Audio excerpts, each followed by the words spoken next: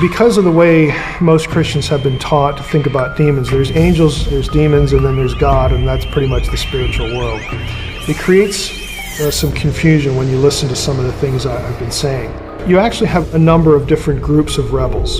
In the beginning, you had intelligent beings that he has created that live in the spiritual world, and then there's human beings, okay? Intelligent beings that live in the terrestrial world.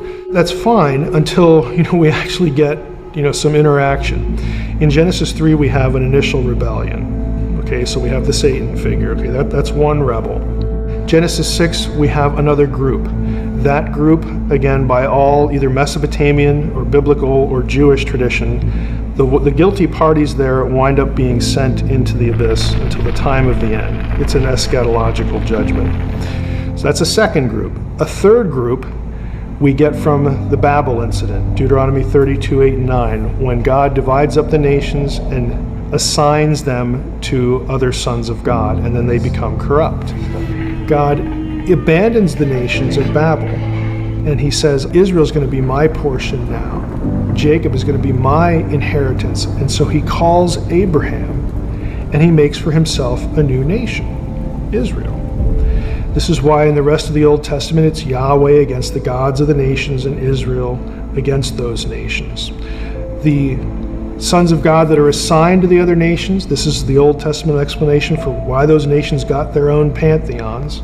We read in Psalm 82 that they have become corrupt. At some point in their history, they fail. They don't rule the nations the way God wants them ruled. Now those guys aren't bound. They're not in prison. The Genesis 6 ones are. What about demons? Just using that word demon. If you asked a first century Jew, hey, where do demons come from? They would have an immediate answer. If you ask a Christian now, they would say, I don't know because the Bible doesn't tell me. It's actually not the case. A Jew would say, well, sure, we know where demons come from. They're the disembodied spirits of dead Nephilim. And that sounds very bizarre to our ear. That's not what you hear in church. It's not what you hear in seminary either. But there are hints of it in the Old Testament. Isaiah 14, Isaiah 26, Job 26, verse 5. These are three passages that have Rephaim in the realm of the dead, what we think of as hell.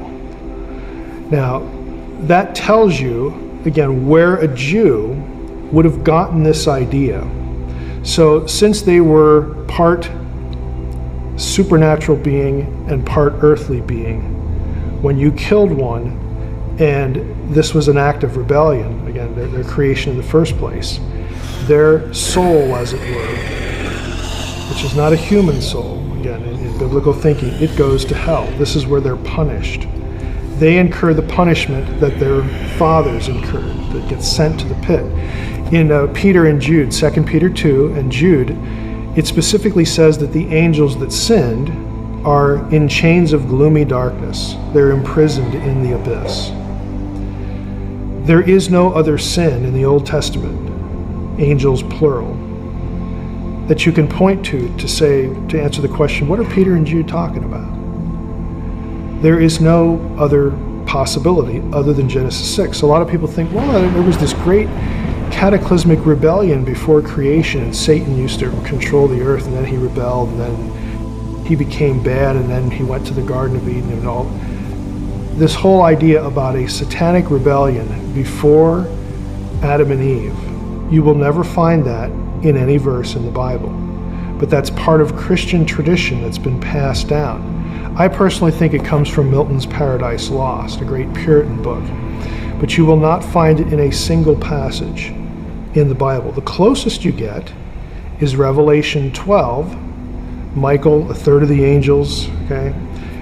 But if you read Revelation 12, that story is in conjunction with the first coming of the Messiah, not the Garden of Eden, not something before Eden. So there's no other thing you can look at in the Bible to explain what Peter and Jude are talking about as far as angels that sin winding up in hell. And this is really part of our fallen angel tradition in Christianity, but it has some of these extraneous elements kind of thrown into it.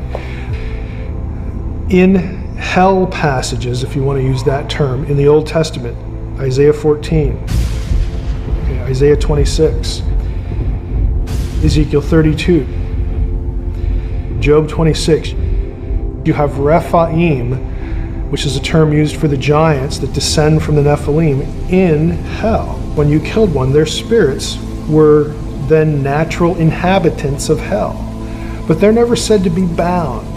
In fact, Jewish texts, and again, you get hints of this in the Bible too, perhaps seeking to possess bodies, demonic possession. I've described 4 different rebellions, or 4 different groups, 4 different bad guys.